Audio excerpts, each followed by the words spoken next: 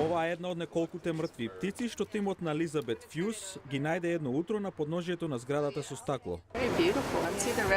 Волонтери патуваат на рута од 6 километри во центарот на Вашингтон секој ден пред зори за време на сезоната на миграција. Тие ги собираат мртвите птици пред да бидат исчистени или изедени од предатори.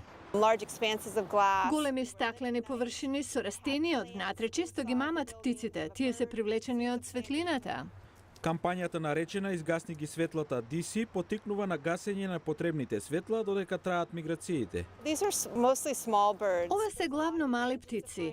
Има многу предности за нив да летаат ноќе, има помалку предатори и помали термички проблеми. Има шпекулација дека нивната навигација е според звездите.